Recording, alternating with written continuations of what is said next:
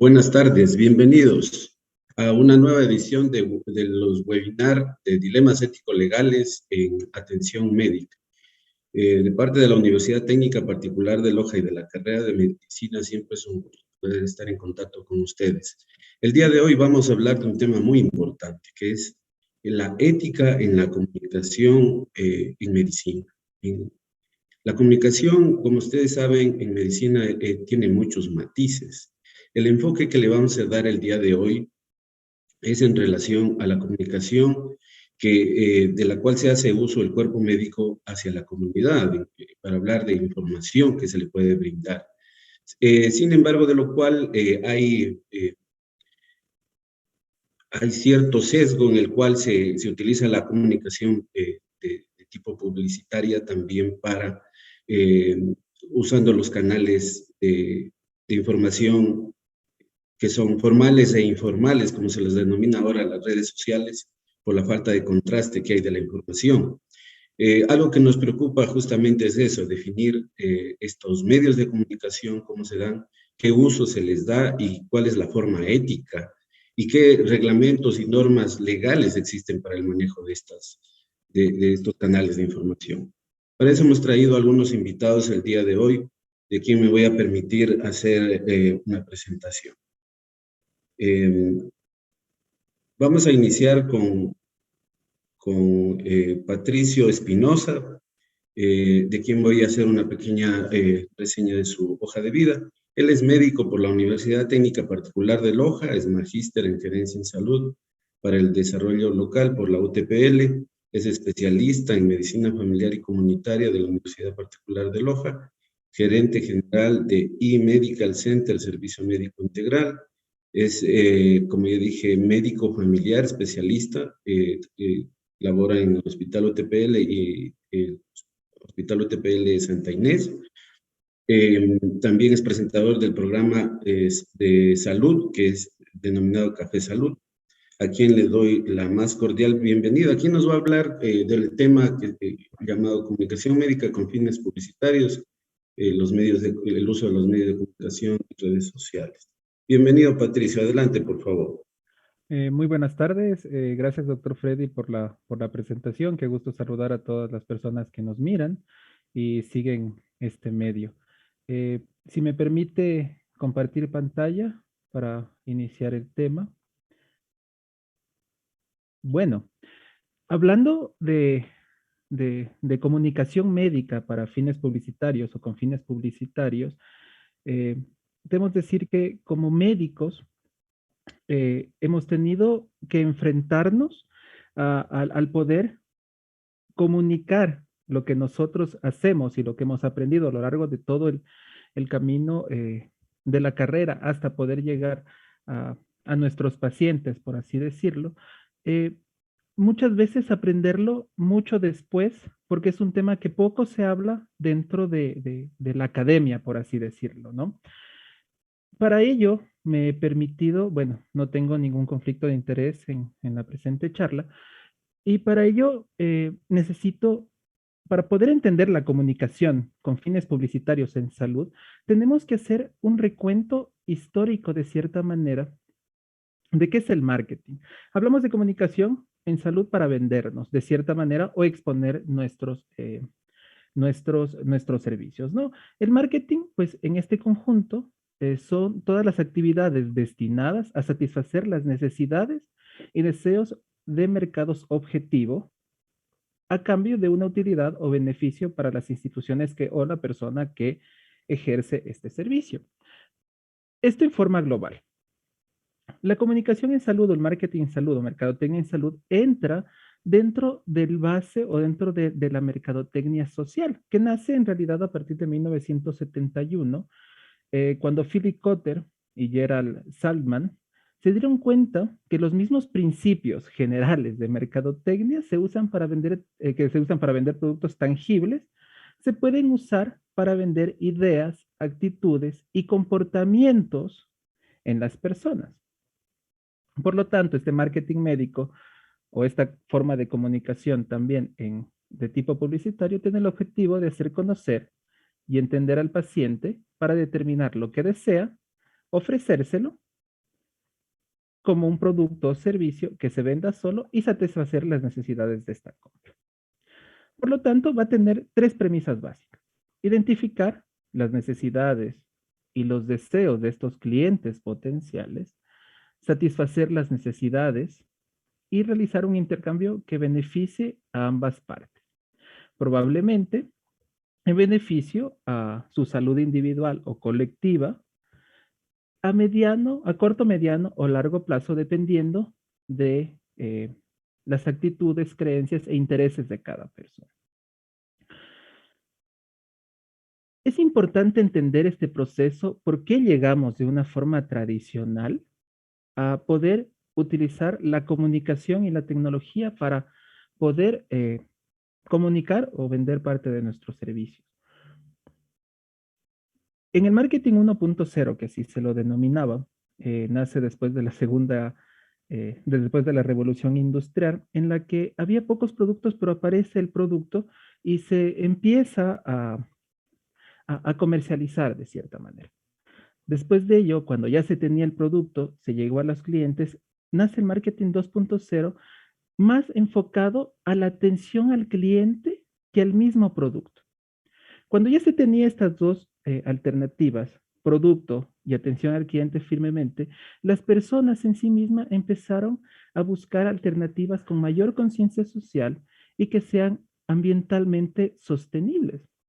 Y así fue haciéndose la evolución hasta que llegamos al marketing 4.0, que es un cambio entre lo tradicional y lo digital, en que las empresas, o en el cual las empresas tenían una tienda física o un espacio físico, pero con presencia digital. Es aquí en este punto donde nos encontramos realmente. Y después, pues con el aparecimiento de las tecnologías y todo, pues tendremos mayor desarrollo y mayor experiencia, por ejemplo, con la inteligencia artificial, que nos va a permitir comunicarnos y llegar a otro tipo de personas o poder agrandar nuestro target de gente y poder ayudar. Search Engine Journal es una empresa de marketing de los Estados Unidos, su sede es en Nueva York. Nos menciona que el 93% de las experiencias en línea comienzan con una búsqueda en Internet, en cualquier buscador, cualquier experiencia relacionada a cualquier campo. A esto, Salomon McClough, que es otra empresa o es gerente de CEO de otra empresa de telecomunicaciones, nos dice que el 77% de las personas que realizan búsquedas en Internet antes de solicitar una consulta médica.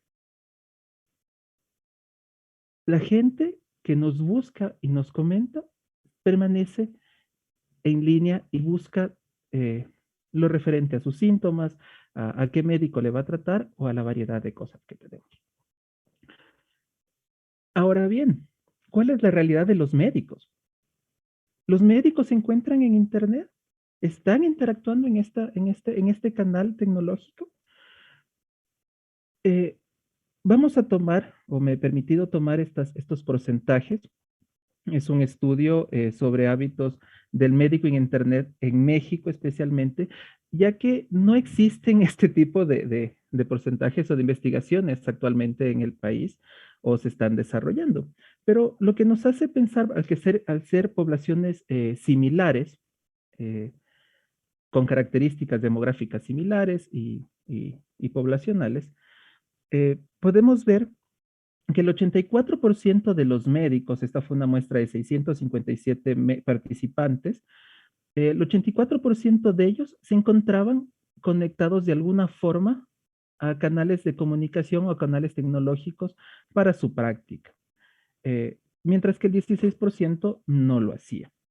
Pero ¿en qué usaban estas personas la tecnología? Para leer, estudiar, escuchar contenido relevante. He señalado unos que me parecen bastante interesantes, búsqueda de información para prescribir a sus pacientes, para estar actualizados. Enviar y recibir mensajes instantáneos, webinars, actualización de cursos. Y esto es también muy importante gracias al último periodo que estamos acabando de vivir o que estamos viviendo, que el separarnos gracias a la pandemia del contacto social ha permitido un desarrollo mucho mayor del área tecnológica. Acceder a redes sociales, utilizar medios digitales para mantener datos y registros del paciente y realizar consultas virtuales con su paciente en porcentajes diferentes. Entonces, realmente el médico está conectado en su mayor parte con la tecnología, está vinculado eh, cada vez más a ello. Pero de esto, recordemos que el 77% de los pacientes acude a consulta previa consulta de canales digitales. Nos manifiestan estas personas que esto ha hecho que se modifique en sí mismo la dinámica de la consulta por la investigación previa del paciente, la investigación en línea que tiene este paciente, inclusive llega a influir de cierta manera en la relación médico-paciente y en lo posterior a la prescripción que se podría dar.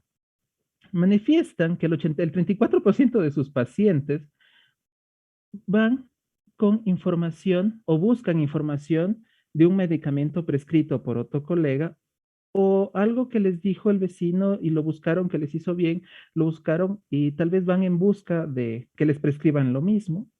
Información de su médico tratante, que en línea, pues hay una demanda bastante interesante, e información probablemente de los síntomas y padecimientos que ellos tienen.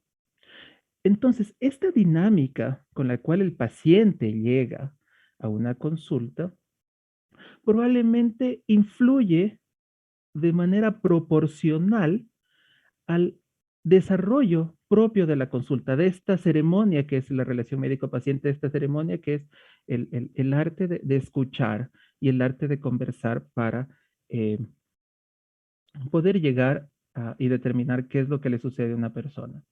Entonces, en Ecuador, habemos 17 millones de habitantes, de los cuales el 14 millones, que es 78.8%, son usuarios de redes sociales. La gran mayoría de personas en nuestro país tiene acceso a la tecnología. Si vemos estos porcentajes desde la parte médica, y si yo soy una persona que hace un ejercicio profesional privado y hablamos de que tengo que vender de cierta manera mis servicios o hacerme conocer mis servicios basado en la verdad y en la veracidad de lo que yo hago y que sea legalmente certificado, pues es una alternativa interesante por la cual yo pueda realizar esa comunicación a mis pacientes.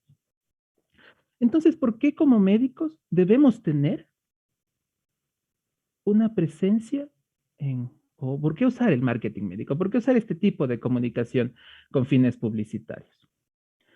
Primero, por dar una buena impresión.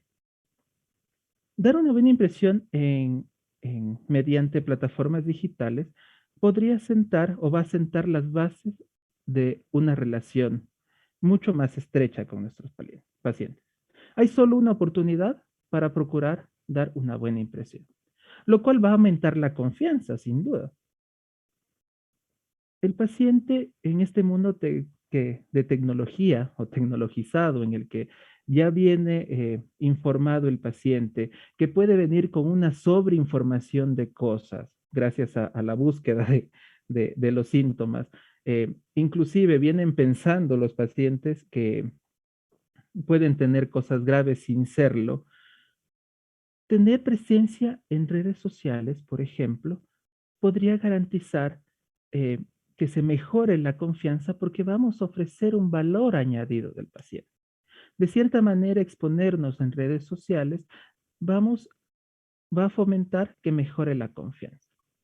Y sobre todo aprender qué es lo que quieren nuestros pacientes, qué es lo que buscan, cuáles son sus dudas. Y nos va a permitir y va a ser sin duda un medio de comunicación con ellos. Por lo tanto, basado en estas premisas, serían muchos los beneficios de tener una presencia digital, tanto para el paciente como para el médico. independientemente del área de la medicina y del estatus social del paciente. En cuanto al paciente, aumentaríamos la confianza. Hay mayor información. Se tiene mayor satisfacción en la atención. Se fomenta esa relación médico-paciente. Y obviamente podríamos tener una visión estratégica, ya que realizar eh, publicidad por medios digitales se ha visto que es mucho más barato que realizar por medios tradicionales por el alcance potencial que podemos tener. Y obviamente la visión estratégica como empresa, ¿no? Y para el médico, exponemos o podemos decir cuán profesional es este profesional, ¿no? La preparación que tiene. Nos permiten poder mencionar, bueno, estoy capacitándome de tal forma, estoy haciendo este procedimiento, estos son mis avales.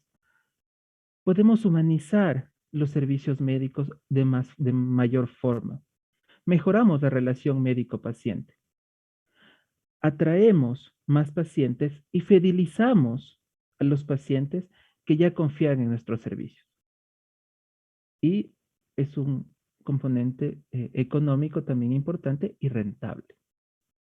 Como les mencionaba, manejar la presencia digital o manejar comunicación publicitaria por redes sociales o por un canal digital viene siendo un poco o viene siendo más barato desde mi perspectiva a manejar un medio tradicional por el alcance de que podemos tener y a dónde queremos llegar.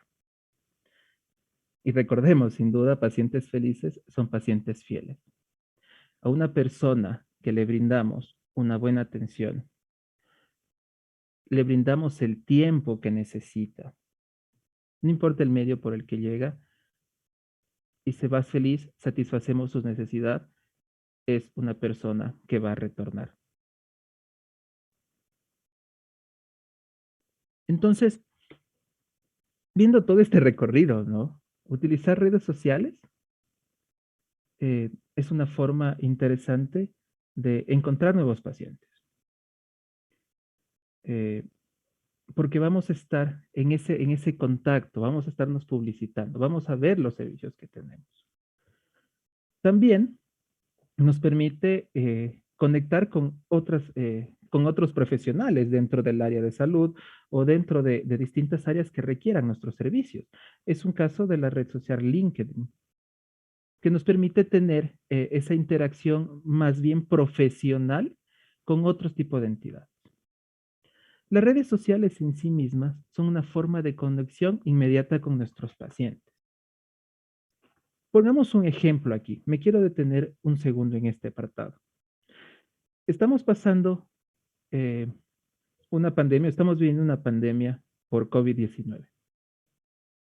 Muchos de nuestros pacientes que son diagnosticados con COVID-19, pues por las mismas características que están en su domicilio aislados, no pueden acercarse o no es permitido, no es factible, tal vez que se acerquen todos los días o cada cierto tiempo al consultorio, ¿no? Pero la comunicación por redes sociales, por un teléfono celular, por una aplicación de mensajería como WhatsApp, ha sido una excelente forma de que el médico esté junto a ellos, acompañándoles y haciéndoles un seguimiento y determinar características oportunas para cualquier manejo en lo posterior, complicaciones o si necesita la presencialidad de la persona que le está atendiendo junto a él. También ha mejorado el uso de redes sociales la capacidad y organización de la agenda médica de la persona. La persona puede agendar directamente su cita médica por cualquier canal digital, el uso de la tecnología, o puede solicitar por mensajería sin la necesidad de acudir presencialmente al consultorio de la persona. Y tenemos la oportunidad de ser originales, expresar y utilizar todos estos servicios para comunicación, promoción en salud, educación en salud y poder llegar a más personas. Sin duda, cosas muy buenas le veo, pero hay que tener ciertas claves porque no hay que vulnerar por yo publicitarme desde mi contexto los derechos éticos de las personas o que nos marquen todo el contexto sanitario de la vía ética. Tenemos que proporcionar información de salud sobre una variedad de condiciones que tenemos que sean verídicas y reales. No podemos mentir en la condición, nunca podemos mentir, de hecho. Tenemos que proporcionar respuestas a preguntas médicas.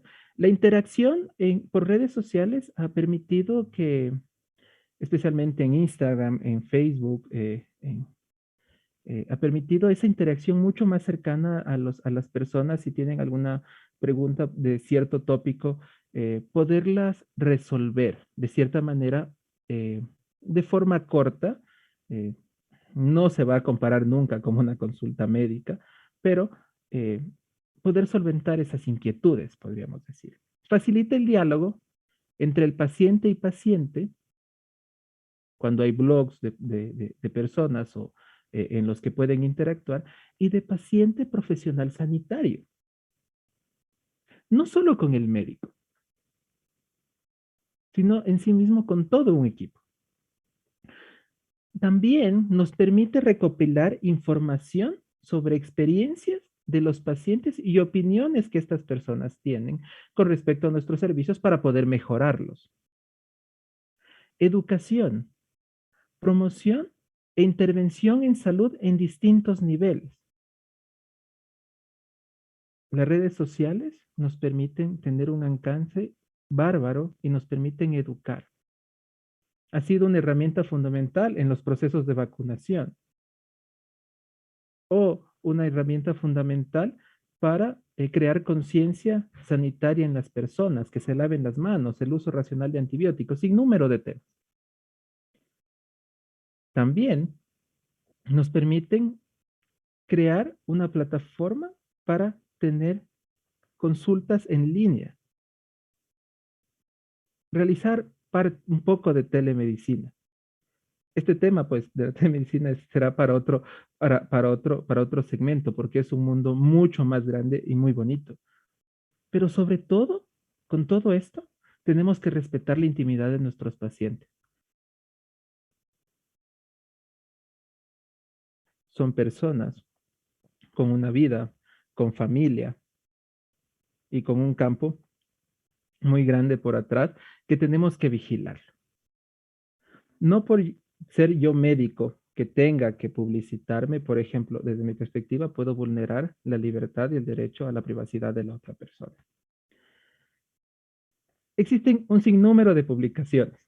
Estas son dos de las redes en las que se interactúa, por ejemplo, en mi página personal de Instagram, en la que se hace un enfoque de enfermedades crónicas, cuáles son los datos importantes que tienes que tener en cuenta y derivarlo a la persona a consulta.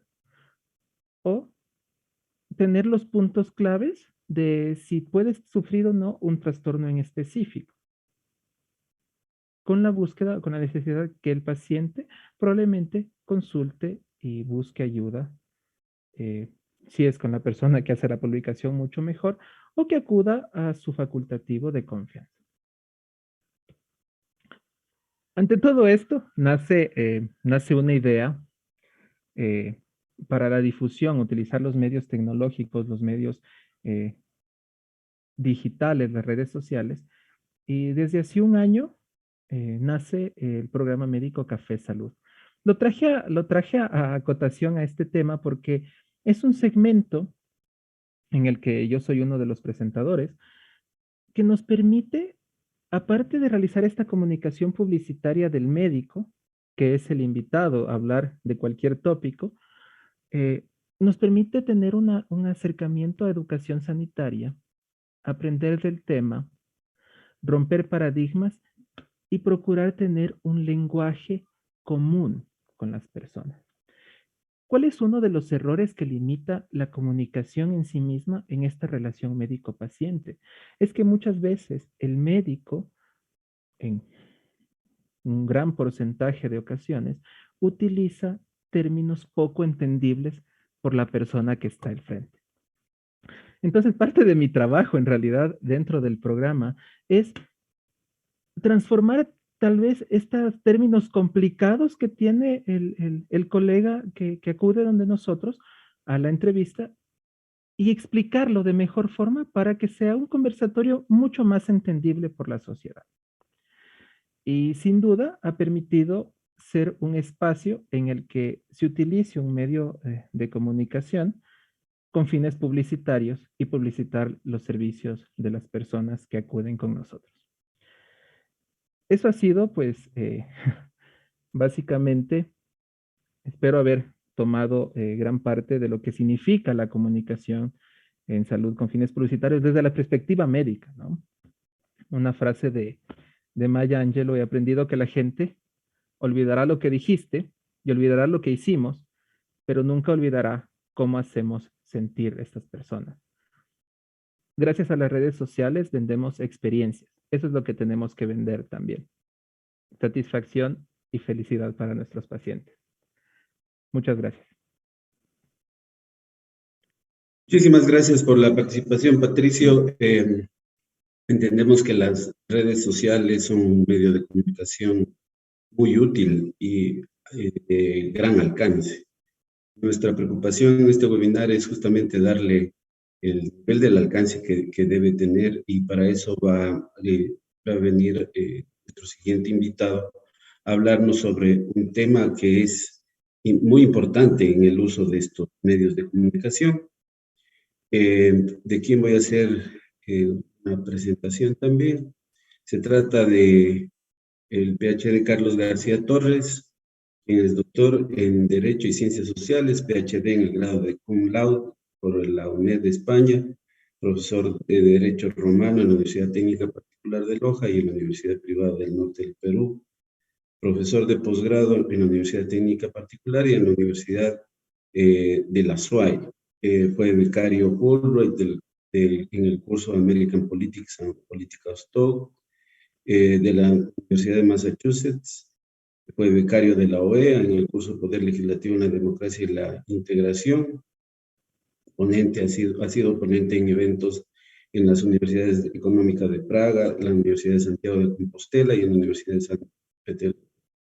Tiene publicaciones en revistas de temas legales y ha sido autor de 5 libros en autoría única y 5 libros en colaboración. El PhD Carlos García nos va a hablar sobre la legislación ecuatoriana en comunicación y la ley de la defensa del consumidor. Bienvenido, Carlos. Adelante. Muchas gracias, Freddy. Buenas tardes con todos. Bueno, yo voy a tener una presentación que espero sea relativamente breve sobre los aspectos legales de la publicidad, las cuestiones específicas sobre las provisiones legales que existen con respecto a la publicidad engañosa o la publicidad abusiva. Para este efecto, aunque resulte un poco soso, un poco aburrido, voy a hablar de 2 normas. Primero, la ley de comunicación y luego la ley de defensa del consumidor. Aunque existen otras normas también en las cuales se trata estos asuntos de la regulación legal de la publicidad.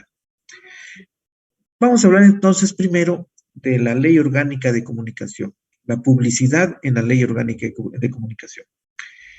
En esta ley, la publicidad tiene la definición que ustedes ven en la diapositiva, ¿no es cierto? Toda forma de comunicación realizada en el marco de una actividad comercial, industrial, artesanal o liberal, que es el caso de las profesiones liberales como los médicos, con el fin de promover el suministro de bienes o la prestación de servicios, incluidos bienes inmuebles, derechos y obligaciones. Entonces, veríamos aquí que lo que nos ha contado el doctor Patricio Espinosa, el trabajo que él realiza de comunicación con sus pacientes, siendo un acto comunicacional realizado en el marco de una actividad comercial, también se inscribe en esta definición de publicidad. ¿Sí? Luego, la ley menciona unos principios de la publicidad y de la propaganda. porque más adelante la ley diferencia la publicidad de la propaganda, ¿sí? Entonces, señala estos principios para ambas actividades. Primero, legalidad, que esté en el marco de ordenamiento jurídico ecuatoriano. Luego, veracidad, que tenga unos parámetros de veracidad. No se puede hablar de verdad porque es un concepto que no tiene, digamos, un asidero tan tangible como el de veracidad.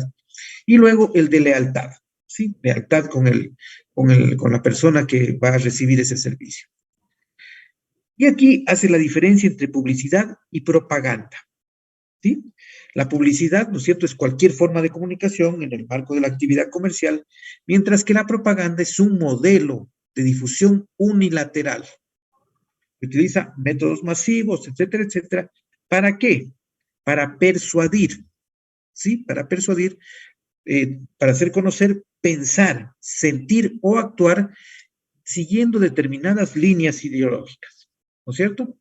La persuasión ideológica es el elemento esencial de la propaganda y lo que la diferencia de la publicidad, ¿no? Que es un acto comunicacional que se da en el marco de una actividad comercial determinada, como ya hemos dicho anteriormente.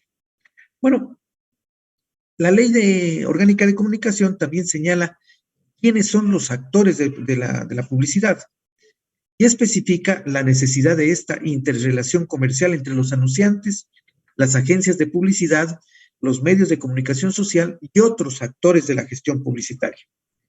Y envía al reglamento de la ley la regulación de estos objetos, ¿no? ¿Pero para qué? Y esto nos interesa éticamente. Para establecer parámetros de equidad, de respeto y de responsabilidad social. Y una cosa más, tiene que ver con la justicia social. Evitar formas de control monopólico u oligopólico del mercado publicitario, ¿sí? Es decir, que no sean solo 2 o 3 grandes compañías publicitarias las que controlen el mercado publicitario en el país. Y aquí habría que decir también que la ley de regulación del poder del mercado tiene disposiciones específicas con respecto a la publicidad. Bueno, agrega esto la ley orgánica de comunicación. La ley orgánica de comunicación prevé que la publicidad debe respetar los derechos constitucionales, los derechos fundamentales de los ecuatorianos y también los derechos que están previstos en los instrumentos internacionales. Esto porque, como es de conocimiento general, la Constitución ecuatoriana del 2008 tiene algo que se llama una cláusula abierta. Es decir, la posibilidad de que cualquier nuevo derecho humano surgido de tratados internacionales sea automáticamente tenido como derecho fundamental o derecho constitucional, ¿sí? Entonces, esta cláusula abierta permite que cualquier nuevo derecho que aparezca en instrumentos internacionales pueda ser exigible en el Ecuador. Y así, entonces, la Ley Orgánica de Comunicación prohíbe esta que es muy importante, la publicidad engañosa. La publicidad engañosa, que es más o menos lo que nos convoca aquí esta tarde. Y otros tipos de publicidades o propagandas, desde luego en contra de la pornografía infantil, de las bebidas alcohólicas, de los cigarrillos y de sustancias estupefacientes y de psicotrópicas, y sustancias psicotrópicas, ¿no es cierto? Ese tipo de publicidad está evidentemente prohibido, ¿no? Por su carácter nocivo, digamos, para la sociedad. Ahora bien, está prohibido hacer publicidad de productos que realicen afectaciones a la salud de las personas. Y es el ente rector de salud, el Ministerio de Salud del Ecuador, quien debe elaborar el listado de estos productos, ¿no es cierto? Bueno, se nos viene aquí a la mente 2 productos que se sabe ya de cierto que realizan afectaciones a la salud de las personas: la sal y el azúcar, ¿no es cierto? Se entiende que la sal y el azúcar, de una forma u otra, ingeridos en cantidades extremas, realizan afectaciones a la salud de las personas. Pues bien, de acuerdo a esta disposición de la Ley Orgánica de Comunicación, debería estar prohibida la publicidad de sal o de azúcar, ¿no es cierto? Asimismo, la publicidad de productos destinados a la alimentación también está destinada al control posterior, en este caso el control posterior, ya después de que llega la publicidad, de la autoridad Sanitaria Nacional. Los productos alimenticios que se publicitan, está obligado el Ministerio de Salud a revisar esa publicidad y decidir si es que se trata de productos que pueden ser dañinos para la salud. No pensemos en los refrescos con excesos de dulce o de endulcorantes necesarios, suplementos alimenticios que a lo mejor pueden ser perjudiciales para la salud, etcétera, etcétera. ¿Sí? Ahora, hasta aquí la Ley Orgánica de Comunicación Social. Entramos en la Ley Orgánica de Defensa del Consumidor, ¿sí? Y la Ley Orgánica de Defensa del Consumidor, como ustedes pueden ver en esa diapositiva tan aburrida de tipo antiguo, tiene una definición explícita de publicidad, ¿sí? Y habla de que se trata de la comunicación comercial o propaganda. La Ley Orgánica de Defensa del Consumidor no diferencia entre publicidad y propaganda como lo hace la Ley Orgánica de Comunicación, ¿no? Y esta comunicación comercial debe realizarla un individuo determinado, el proveedor. En la Ley Orgánica de Defensa del Consumidor se llama proveedor a toda persona que ofrezca bienes o servicios, ¿sí? Entonces, toda persona que ofrezca bienes o servicios y que haga comunicación comercial por cualquier medio idóneo para motivar a contratar un bien o un servicio, está haciendo publicidad, ¿sí? Entonces, pone otros elementos éticos aquí la publicidad, la Ley Orgánica de Defensa del Consumidor sobre la publicidad, ¿sí? Pone los valores de identidad nacional como cuestión importante y los principios fundamentales sobre seguridad personal y colectiva. Principios que deben guiar la publicidad de acuerdo a la Ley Orgánica de Defensa del Consumidor, ¿cierto? Valores de identidad nacional, que me parece muy importante. Esto me imagino porque, bueno, yo soy una persona de una cierta edad, digamos que paso de los 30 años. En mi niñez, la publicidad estaba guiada en realidad por valores de países extranjeros, ¿no es cierto? La mayoría de las propagandas se hacían en Argentina y tenían otros valores y otras visiones diferentes de, digamos, nuestra identidad nacional ecuatoriana. La Ley Orgánica de Defensa del Consumidor, por otra parte, previene o cuida de la publicidad abusiva, ¿sí? Más allá de la publicidad engañosa, la Ley Orgánica de Defensa del Consumidor habla de la publicidad abusiva, que es la que incita a la violencia, la que explota el miedo, a tener en cuenta esto en las cuestiones relativas a la medicina, la que explota el miedo, la que se aprovecha de la falta de madurez de los niños y adolescentes, la que altera la paz y el orden público en los tiempos que vivimos, o la que induce al consumidor a comportarse de forma perjudicial o peligrosa para su salud y para la seguridad del individuo o del resto de personas, ¿cierto? Y también se considera publicidad abusiva a las modalidades de información de comunicación comercial que incluyen mensajes subliminales, ¿sí? Ese tipo de mensajes, bueno, que se supone están insertos dentro de los trabajos de publicidad y que llegan no a la parte consciente del individuo, sino a la parte inconsciente y que lo obligan, supuestamente lo obligan a un determinado comportamiento. Y luego sí está la publicidad engañosa, ¿sí? Cuando el contenido de la publicidad es contrario parcialmente a las condiciones reales de adquisición de los bienes, cuando miente sobre la adquisición de los bienes o sobre la adquisición de los servicios, ¿sí? O cuando las imágenes y descripciones omitan datos esenciales del producto, ¿no? Que pueden inducir a engaño, a error o confusión del consumidor. No sé si a ustedes les ha pasado cuando se compra online, especialmente en algunas tiendas, digamos, en algunos productos que vienen de China, que el producto publicitado y anunciado en realidad no tiene mucha relación con el producto que llega, ¿no es cierto? Uno ve una herramienta que aparentemente tiene un determinado tamaño y le llega una cosa muy, muy pequeñita o que no sirve para el efecto que uno había buscado, ¿no? Este tipo de cosas es lo que la Ley Orgánica de Defensa del Consumidor señala precisamente como publicidad engañosa, ¿sí? Y establece entonces, es uno de los objetivos fundamentales de la Ley Orgánica de Defensa del Consumidor, el proponer estos derechos del consumidor, ¿sí? Que le llama derechos fundamentales, y entre los cuales primero están los derechos constitucionales, ¿cierto? Los de tratados internacionales, etcétera, etcétera, y los siguientes, ¿no?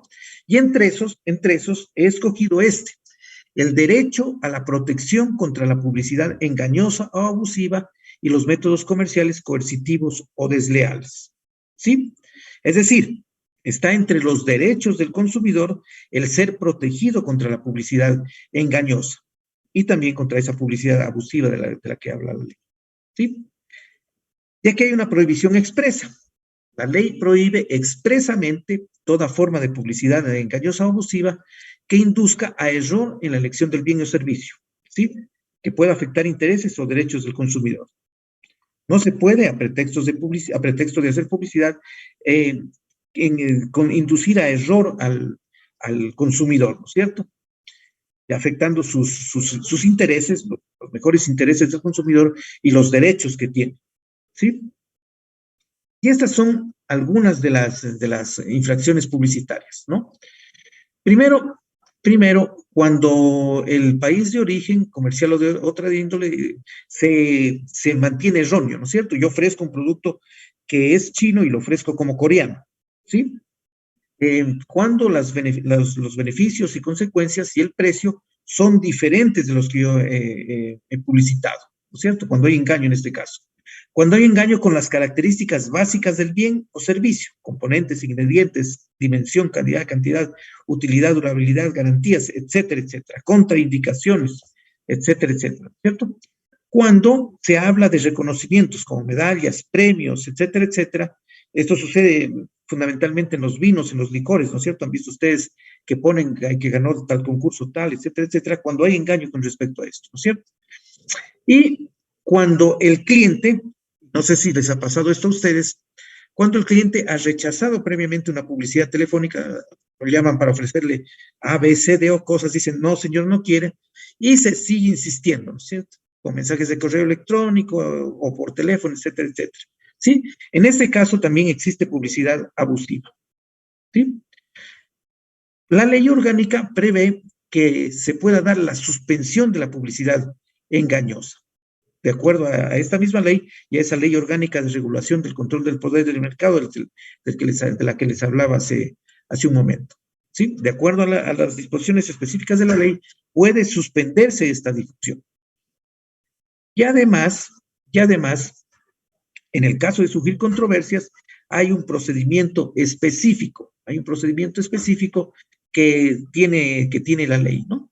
Y el proveedor, en este caso, debe mantener los datos técnicos que permitan saber la verdad del producto que ofrece, que posiblemente dieron sustento a que se pueda establecer que existía una publicidad engañosa, con diferencia entre la publicidad y la realidad del producto. ¿Sí? Bueno, y en este caso quería decirles además, se invierte la carga de la prueba, porque no es el denunciante el que debe probar, es el proveedor del servicio el que debe probar que no realizó publicidad engañosa. ¿Sí? Bueno, y esta es la multa, $1,000 a $4,000 de los Estados Unidos, ¿no? Esa es la multa prevista para la publicidad engañosa por la Ley Orgánica de Comunicación. Además, con la respectiva rectificación, ¿cierto? Y además de esto, además de la suspensión, la rectificación del contenido a costa del anunciante y la difusión que debe llegar por lo menos al 30% de la difusión original del mensaje que fue sancionado. ¿Sí? Hay todas estas posibilidades en el caso de publicidad engañosa, ¿cierto? Bueno, desde luego ustedes dirán, tantas provisiones legales que existen, tantos cuidados, tantas sanciones, en realidad no nos protegen en el hecho cierto, no nos protegen de la publicidad engañosa, ¿no es cierto? Estamos sujetos a tantos medios de comunicación en la actualidad, las redes sociales nos permiten tantas posibilidades que en realidad el control legal pensado en la Ley Orgánica de Comunicación Social, en otro modelo de comunicación, en el modelo de comunicación de los grandes medios masivos, ya no es tan aplicable en el momento actual, ¿cierto? Sí, eso era lo que les quería yo decir en esta tarde y, bueno, quedo a las preguntas para el momento necesario. Muchas gracias. Muchas gracias, Carlos, por su participación, que nos ha dado una visión de lo que es la parte legal de la comunicación y específicamente en los temas de publicidad. Enseguida voy a dar paso a la siguiente ponente, Claudia Rodríguez Hidalgo, quien es profesora titular de Opinión Pública y Teoría de la Comunicación en la Universidad Técnica Particular de Loja. Tiene una licenciatura en Comunicación Social de la UTPL, es máster en Investigación de la Comunicación por la Universidad de Navarra, España, es PhD en Comunicación por la Universidad de Huelva, España. Sus líneas de investigación se enmarcan en la alfabetización mediática y en el periodismo y la opinión pública. Es rectora para el blog de Revista Comunicar, que es la mayor revista científica de comunicación, y es miembro de la red AlfaMed, capítulo Ecuador, que es una red interuniversitaria euroamericana de investigación sobre competencias mediáticas para la ciudadanía. Claudia nos va a hablar sobre los límites éticos de la comunicación. Bienvenida, Claudia, adelante, por favor. Muy buenas tardes con todos. Gracias por la gentil invitación a participar en este webinar y sobre todo por incluir a la comunicación en algo tan importante como es el tratamiento de los temas de salud, que además en los últimos años se ha convertido en un tema de búsqueda prioritaria de información. Y es que tanto la información como la comunicación son elementos decisivos para el desarrollo social. Ambas son claves para comprender nuestro entorno y los sucesos que en él se producen. Por eso es fundamental contar con una información de calidad y que esa información se difunda de manera correcta. Es en ese sentido que yo he titulado a esta presentación como los límites éticos en la comunicación en salud. Pero antes de hablar de eso, justamente de hasta dónde podemos llegar con la comunicación en salud, es preciso tomar en cuenta tres elementos que yo pongo aquí de inicio. No sé si están viendo mi pantalla, pero estos tres elementos marcan estos nuevos escenarios en donde nosotros estamos interactuando con la información y en donde también estamos siendo actores de la comunicación. El primero es el prosumo. El prosumo se refiere a esta nueva facultad que tenemos los usuarios de los medios de comunicación, en donde ya dejamos el papel pasivo de recibir información y quedarnos con lo que nos dicen. Ahora somos productores de contenido. En ese sentido, el espectro de creación de contenidos en los medios de comunicación se amplía. Ya no son solamente los medios de comunicación, ya no son solamente los comunicadores o los periodistas, sino que puede ser cualquier persona que tenga acceso a Internet, cualquier persona con un celular, que ahora somos todos, puede crear contenidos en la red, especialmente en la red. Entonces, hablamos de que somos muchos emisores para muchos receptores. La información ya no viene de lugares específicos, sino que puede venir de cualquier lugar. El segundo escenario es el de la infoxicación, que deriva del primero. Muchos creadores de contenido generan una excesiva cantidad de información y eso produce un fenómeno que se conoce como infoxicación. Es decir, estamos inundados de contenidos y hay un problema grave en ese contexto, y es que las personas, los usuarios, no tienen las capacidades para discriminar los contenidos que son de valor de los que no lo son. Entonces, yo le escuchaba antes al doctor que inició con este webinar. Él decía, bueno, es que ahora hay una gran cantidad de contenidos en redes sociales, efectivamente, pero el problema es que los usuarios no siempre se van a encontrar con aquellos contenidos que han sido prolijamente desarrollados, que han sido investigados, que han sido verificados, sino que se encuentra con aquellos que se vuelven más virales y no necesariamente son los más útiles. Y el último escenario es el de la desinformación, que viene de los dos anteriores también. Cualquiera puede crear contenidos, es decir, quien tenga como quien no tenga una formación o un conocimiento sobre el tema del que está hablando, y puede crear una serie de formas de desinformación. Y sobre esto quería detenerme antes de pasar a los otros temas, porque cuando se habla de desinformación, se achaca mucho a los medios de comunicación y a los periodistas de manera específica. Sin embargo, la desinformación no siempre tiene que ver con los contenidos que se publican en los contextos informativos.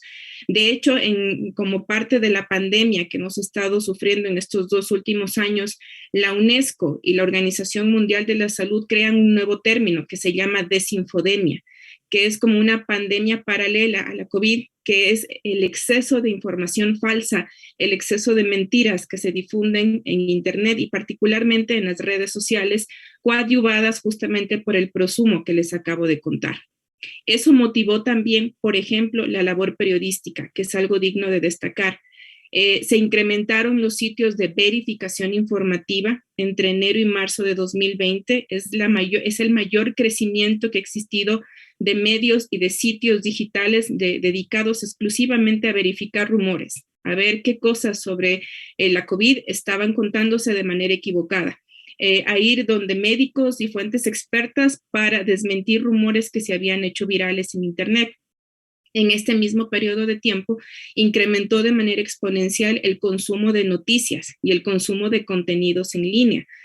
Todas las personas en todo el mundo estuvimos muchísimo más tiempo frente a las pantallas debido al confinamiento. Y a eso hay que sumarle pues la accesibilidad, la gratuidad de las redes sociales y la falta, por ejemplo, o el anonimato, que es algo que facilitan las redes sociales y la falta de control. Anteriormente se hablaba de las leyes de defensa del consumidor, de defensa del comunicador, pero hay un tema importante y es que todavía no hay algo que regule específicamente Internet, las redes sociales y los contenidos que se están creando en estos ámbitos. Entonces les decía que la desinformación es uno de los más graves problemas que estamos enfrentando como consumidores y además también como comunicadores. Porque como les decía antes, lo que más se achaca, el problema de desinformación a quienes más se le achaca es a los comunicadores. Es que los periodistas informan mal, es que los medios publican lo que quieren, es que todo está mal porque los medios no investigan bien.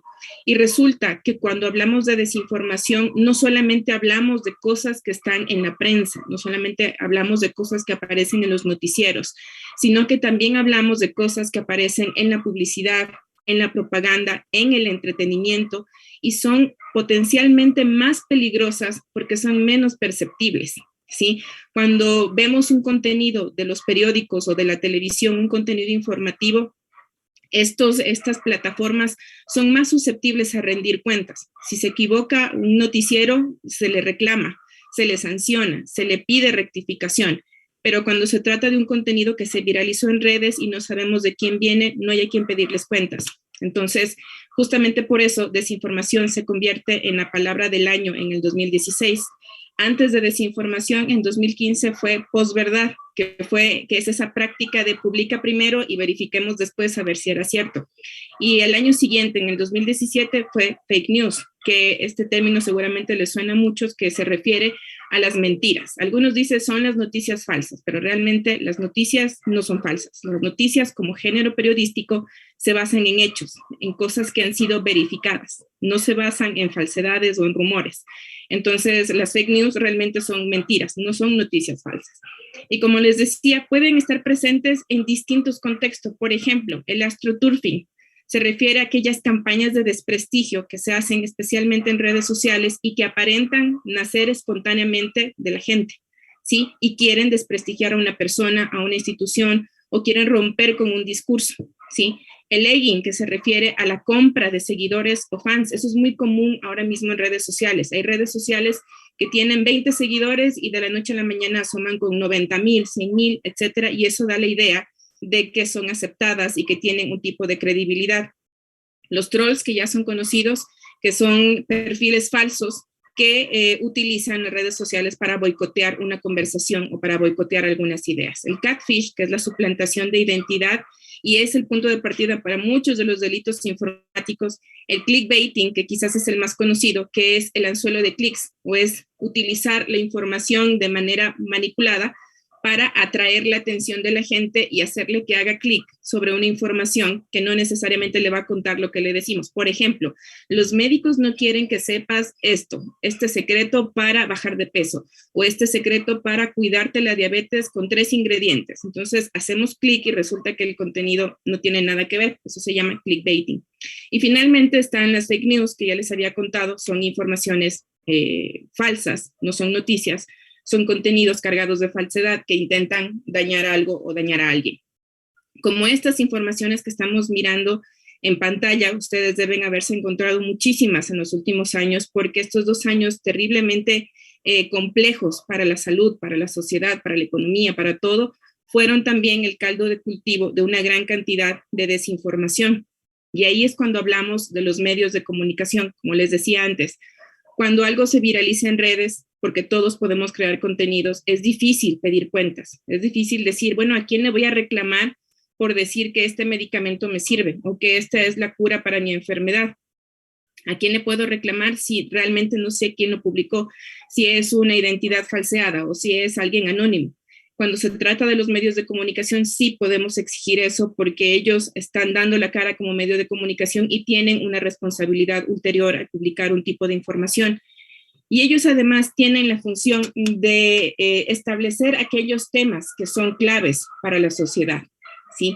Ellos publican o ellos modifican, intervienen en la percepción de la sociedad acerca de cuáles son los temas importantes y además ayudan a imponer una agenda informativa para que las personas lo sigan. Los responsables políticos también suelen obtener mucha información sanitaria y médica de los medios de comunicación para tomar decisiones, ¿sí?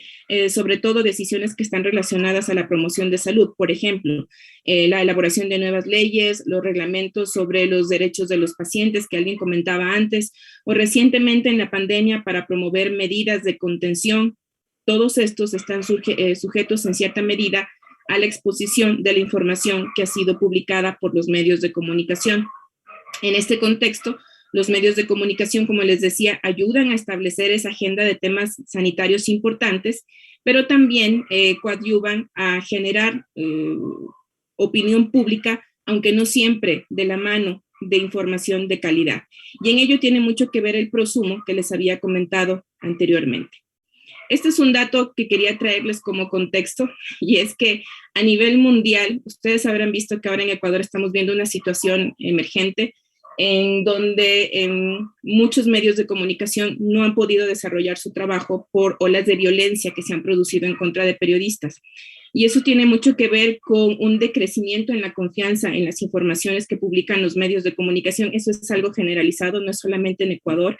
Hay un decrecimiento en la confianza porque tiene que ver mucho con cuestiones empresariales, políticas, ideológicas y de otro sentido.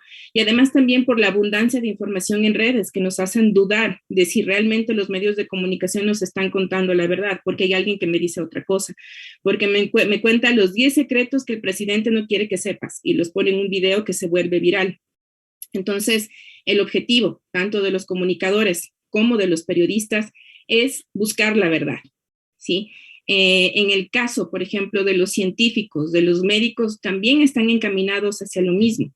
¿Y cómo entendemos la verdad en el periodismo o la veracidad en el periodismo?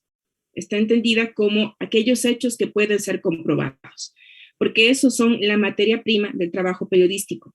Pero llegar a esa veracidad, a la verdad, depende no solamente del ejercicio profesional basado en principios éticos, sino también en cómo se utilizan las herramientas para producir informaciones, en el acceso a las fuentes de información. El periodismo, por antonomasia, es una profesión que se enfoca o que se basa netamente en la verificación de los hechos, en la búsqueda de la veracidad de los hechos y cómo ellos han sucedido. Hoy en día se habla mucho de redes sociales, de nuevos hábitos de consumo, de nuevas dinámicas mediáticas, etcétera, pero algo fundamental es comprender que lo que cambia son las técnicas de informar, más no los valores. Y esos valores, como les decía, se mantienen en quienes están dedicados a la producción de información, no necesariamente en quienes tienen las herramientas y el poder de crear información. La UNESCO, en el año 2019, sacaba un manual para la educación de periodistas y ellos hablaban del periodismo y de la comunicación como elementos claves de la promoción de la opinión pública, también de cómo la ciudadanía ejerce sus derechos. Y decía que quizás con el auge de las redes sociales y el prosumo y las TIC y todo lo demás, los periodistas y los comunicadores ya no estaban ya no tenían el privilegio de llegar primero con información, porque ahora llega cualquier persona con celular, pero sí tenían la función de ser garantes de la verdad. Y ese es el primer eje con el que yo quiero referirme a cuáles son esos principios o los límites éticos de los comunicadores en cuanto a la producción de información. Hay 5 principios en el periodismo que han sido propuestos por la Red de Periodismo Ético, que son los que ponen esos límites al uso de la información en todo sentido, no solamente la información científica, la información médica, sino en todo tipo de información. Y estos principios son o trascienden a las fronteras, ¿sí? No todos los medios de comunicación manejan códigos de ética, no todos los países tienen leyes de comunicación o de periodismo, pero estos principios son los que están adscritos a la profesión en donde quieras que se ejerza, en cualquier lugar, en cualquier momento de la historia, con o sin tecnología. Compromiso con la verdad, la independencia, la justicia, la imparcialidad, la humanidad y la responsabilidad. Cuando hablamos del compromiso con la verdad, hablamos de mantenernos fiel a los hechos, ¿sí?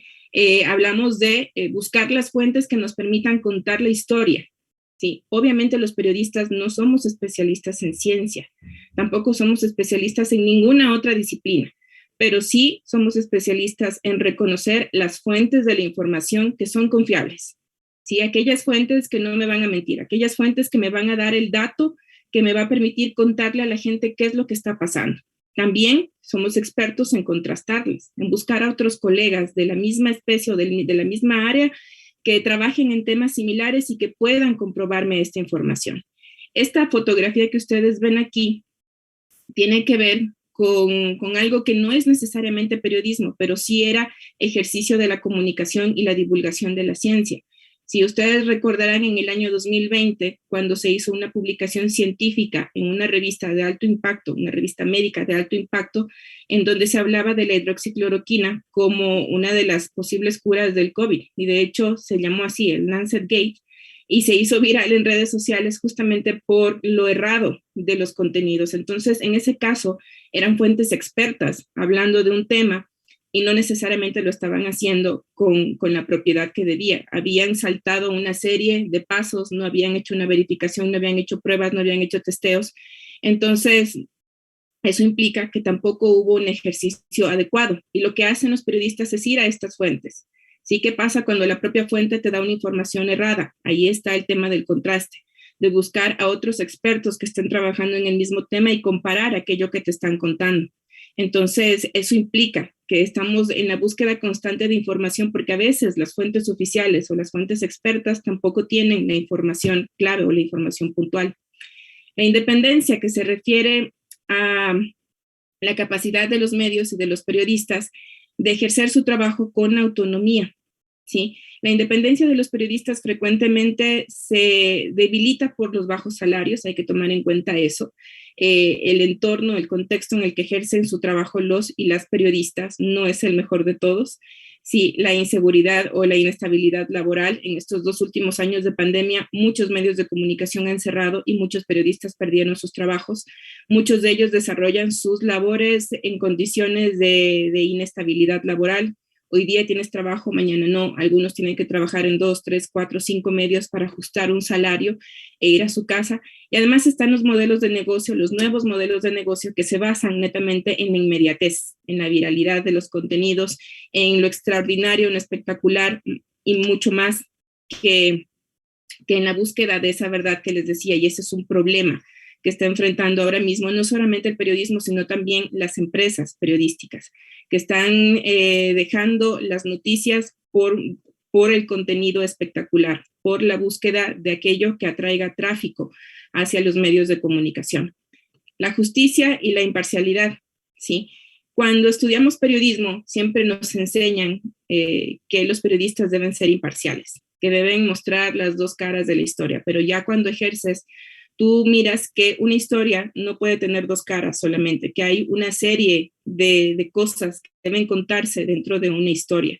En el caso de un tema médico, por ejemplo, está el médico, está el paciente, está el sistema de salud, está el hospital, la clínica, está la familia de ese paciente. Hay una serie de historias sobre el mismo tema que se puede contar y una misma historia puede tener distintas caras. Un mismo hecho puede tener varias versiones diferentes que pueden ser contadas de modo distinto por los periodistas, por los medios de comunicación.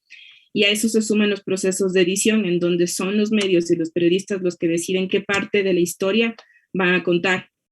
En esa búsqueda de justicia e imparcialidad, nuevamente, las opiniones de expertos, las voces de los médicos y de los científicos con credenciales relevantes son claves. Por eso es importante que estén cercanos a los medios de comunicación.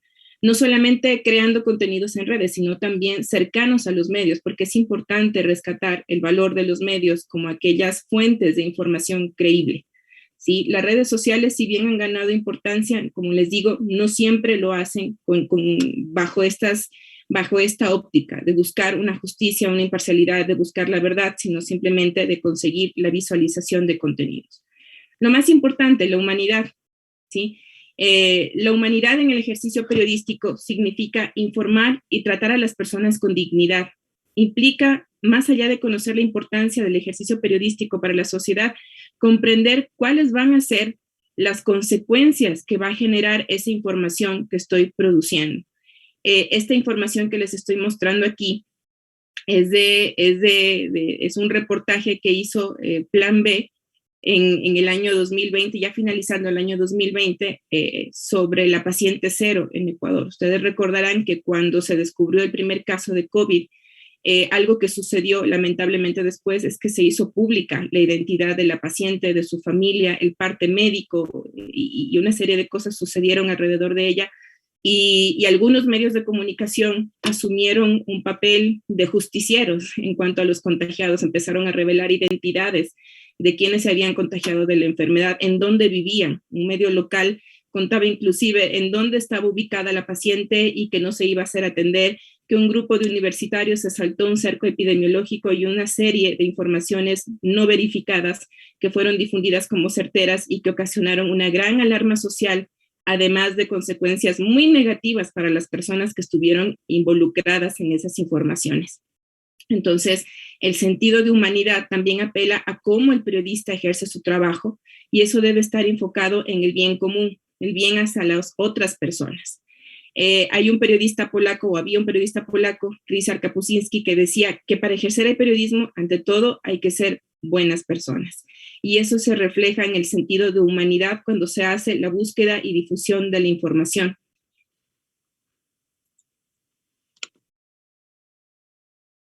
¿Sí? Y en ese sentido, pues, que los medios estén presentes en los medios de comunicación también ayuda a ver las historias de otra manera.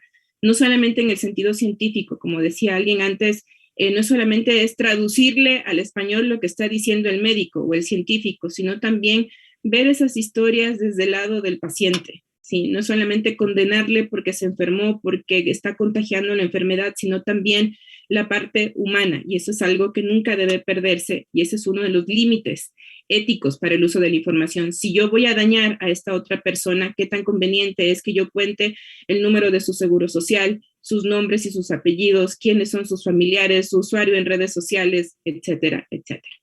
Y el último, la responsabilidad. Se refiere a que Alex Grigelmo, que es un periodista español, dice que el periodista o el comunicador siempre tiene que recordar que el derecho a la información es del lector, del usuario, del consumidor, no del periodista. ¿Sí? El periodista es el que tiene el derecho a investigar, a difundir la información, pero el que tiene derecho a recibir una información de calidad es el usuario, ¿sí? Es el público. Entonces, el periodista ha de enfocar su labor en la producción de información de calidad, justamente para lograr lo que hablábamos antes, que era el bien común, y además, independientemente de si se trata de un periodismo digital o tradicional, ver también cómo la gente se asume esa responsabilidad de la información que yo estoy buscando, que yo estoy publicando. Como conclusión de este tema, más allá de los límites éticos, que sí los podemos asumir como comunicadores, como periodistas, porque nos hemos formado para ello, creo que a nivel general necesitamos algo que nosotros le llamamos la educación mediática o la alfabetización mediática, que es enseñarle a la gente cómo utilizar los medios de comunicación de manera crítica. Eso implica que la gente sepa diferenciar un contenido nocivo del que no lo es, un contenido útil de otro que es falso, algo que ha sido investigado, algo que realmente viene de una fuente profesional, científica, etcétera, y que no ha sido inventado por alguien solamente por hacer una broma, ¿sí? O por hacer daño a alguien. Una serie de contenidos se han creado como los del estilo que les pongo en pantalla, pero también hay un trabajo de comunicadores y periodistas detrás que se están dedicando a verificarlos, a buscar la verdad como ese principio fundamental que guía la labor de los comunicadores y los periodistas y que quizás pone el principal límite ético para todo el ejercicio de producción y difusión de información. Con esto termino, y es que esta es parte de una investigación que está desarrollando la Universidad de Huelva, que es una universidad muy cercana a la Facultad de Comunicación de la UTPL, y es que se busca educar no solamente a los niños y jóvenes sobre el consumo responsable de medios de comunicación, sino también a los maestros, como aquellos que pueden ayudar a educar a niños y jóvenes. La educación en medios sobre el consumo de medios, no solamente medios tradicionales, radio, televisión, prensa, sino especialmente medios digitales, que ahora todo el mundo tiene una cuenta en redes sociales, todo el mundo está creando contenidos, pero la idea es ayudarles a mirar esos contenidos de manera crítica, ayudarles a seleccionar qué es lo que voy a compartir con otras personas. Si esto realmente va a ayudar a buscar, a conseguir un bien común o si es algo que puede hacer daño a otras personas. Creo que eso es el principio fundamental que no estamos entendiendo ahora mismo en la era de las redes sociales porque estamos publicando de todo por tener visibilidad, más no por generar un sentido de responsabilidad o de crear algo que realmente sea útil para la sociedad. Yo les agradezco mucho por su atención y más bien si hay preguntas más adelante podríamos ampliar un poco más este tema. Muchísimas gracias, Claudia, por su participación tan la aclaración que nos ha hecho sobre los temas en información y en comunicación ha sido muy buena. Aquí tengo algunas preguntas para los ponentes y va una dirigida para Patricio. Nos habló de la relación y de la comunicación médico-paciente que existe, la importancia de la relación que se puede enlazar a través de estos medios de comunicación. Ya sabemos que esta relación médico-paciente es de doble vía, así como le podemos brindar información, también recibimos la respuesta del paciente. Y en ocasiones vemos también que hay cierto grupo de pacientes hacen también mal uso de esa comunicación. Y tanto así que algunos médicos han optado por poner en su WhatsApp, no se hacen consultas por WhatsApp. Y esa es una problemática también que se da. ¿Cómo ve esa comunicación en la cual el paciente también hace mal uso de esa comunicación? Muchas gracias, muy importante la pregunta. Si bien es cierto, ya entremos en el tema de un poquito de teleconsulta, de telemedicina, que sería el enfoque de que utilizamos herramientas tecnológicas, independientemente de cuál sea, para realizar un proceso de consulta médica.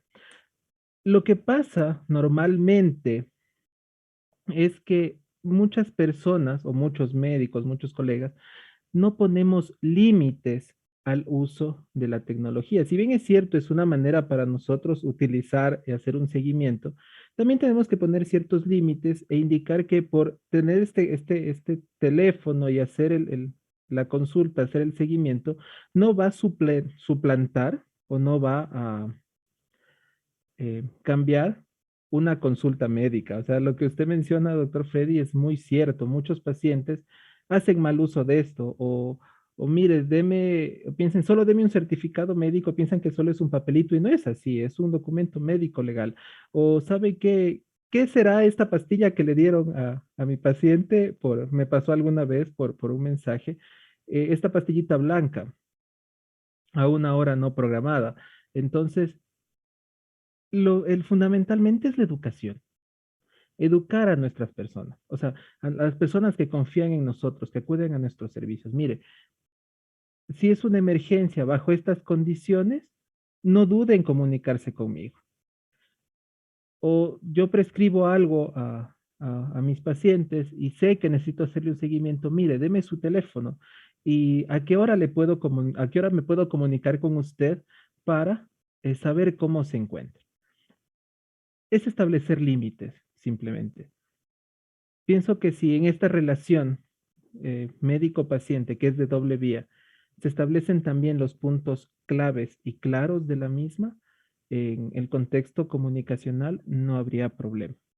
Pero hay que educar, o sea, hay que educar a las personas a las cuales tienen los teléfonos, por ejemplo. Muchas gracias, Patricia. Una pregunta para Carlos. Se ha hablado de los medios de comunicación formales, llamados también los informales, que no tienen cruce de información, que no contrastan la información, entre ellas las redes sociales, porque entendemos que se está ampliando mucho más todavía estos medios informales de comunicación. ¿Qué hay sobre la normativa en relación a estos medios informales? ¿Cómo va la legislación en ese campo? Bueno, la legislación ecuatoriana no prevé ninguna regulación en cuanto a la Internet, ¿no es cierto? En cuanto al uso de los que se puede hacer, que pueda hacer el ciudadano de la Internet. Y esto me parece a mí por una cuestión fundamental.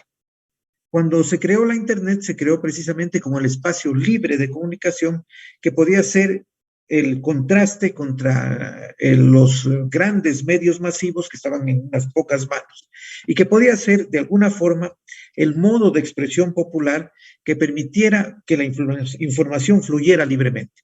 Desde luego, esta idea loable en un inicio ha tenido algunos desarrollos que no son los que se hubieran deseado, con todos los efectos que nos ha indicado Claudia, ¿no es cierto? Con todos esos mal usos de esta herramienta extraordinaria que es la Internet. Pero en nuestro país no existe ninguna regulación con respecto al uso que pudieran dar los ciudadanos del Internet, excepto en el caso de infracción penal cuando se trate de calumnia. En ese caso, bueno, podría haber una determinada sanción penal después del proceso judicial respectivo. Ya ha ocurrido inclusive en ocasiones. Pero en general no existe, digamos, un límite, un constreñimiento de la libertad de expresión en Internet. Y lo propio ocurre en numerosos países del mundo, aunque se sigue discutiendo si es que es necesario o no regular los contenidos de Internet. Muchas gracias, Carlos. Claudia, una de las situaciones que se topó en su ponencia era la presencia de los trolls. Entendemos que hay una desinformación, una generación de desinformación. De hecho, alguna vez hubo una nota periodística sobre eso, que de hecho se hablaba de un centro de trolls que actuaba en el Ecuador y que difundía noticias falsas y que desinformaba a la población. ¿Qué hacer ante esta circunstancia? ¿Cómo manejarlos? ¿Cómo identificar estas formas de comunicación que desinforman a la comunidad? Bueno, los trolls no son solamente utilizados en el tema de publicitario. Aparecen principalmente en el tema político, propagandístico, inclusive ahora mismo que hay un gran debate en redes sociales por la situación que está viviendo el país.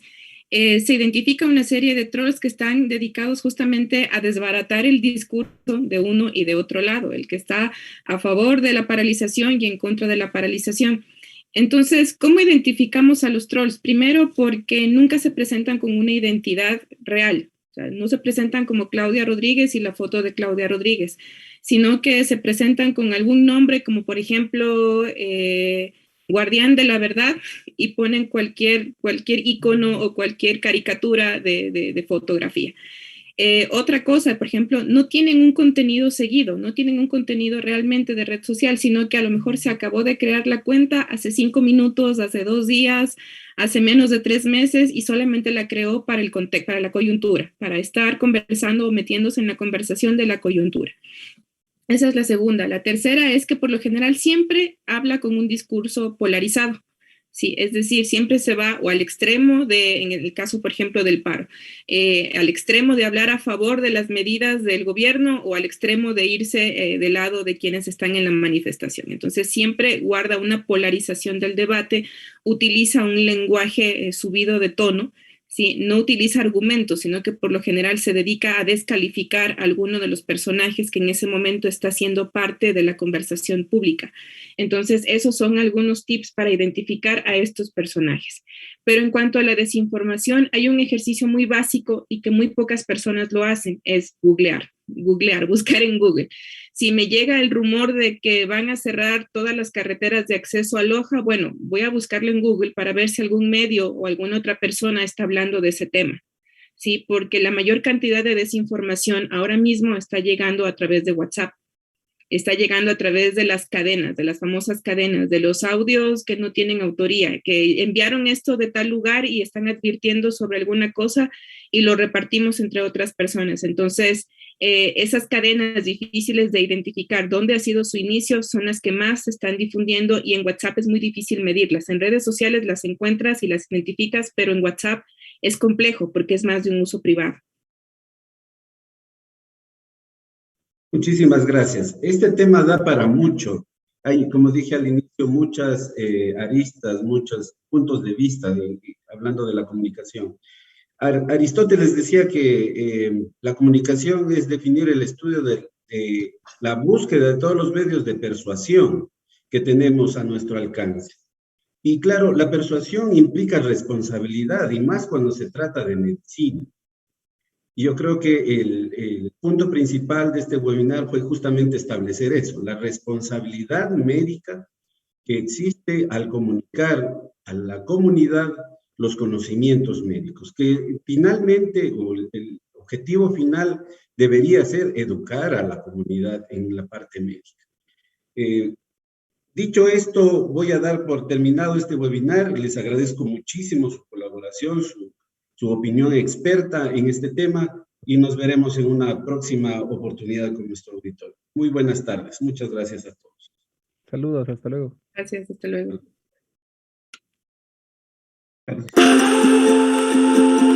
Hemos dado mucho para poder llegar, pero ¿por qué simplemente llegar si podemos ir hacia adelante? Ir más allá de lo que conocías, buscar nuevos desafíos, vivir experiencias que te abrirán nuevos horizontes, empezar a brillar. Porque llegó el momento de volver a atreverse, de mostrar nuestra esencia, porque la superación es el premio cuando ya lo has intentado todo. Que ni el tiempo, ni el lugar, ni las distancias nos arrebaten ese gran objetivo, porque nos dimos cuenta que romper esas barreras nos permitirán trascender. Y si pensamos diferente, disfrutando cada momento en que despertemos ese potencial, donde la investigación, el trabajo y la innovación nos permitan poder transformar el mundo, dejemos que este renovado entorno de aprendizaje nos inspire y exterioricemos todo eso que nos hace únicos. Y ahí está nuestra misión, ayudarte a encontrar la mejor versión de ti mismo. Nos une ese anhelo de juntos construir una universidad de calidad, inclusiva e innovadora, porque no olvidemos que todo es mejor cuando lo hacemos en equipo. Cumplimos 51 años de brindar una educación superior de calidad, con docentes, investigadores y soñadores que están decididos a siempre ser más. En AUTPL nos apasiona servir y brindarte un ecosistema educativo de excelencia, sin fronteras, porque con convicción, humanismo y perseverancia podemos ir hacia adelante.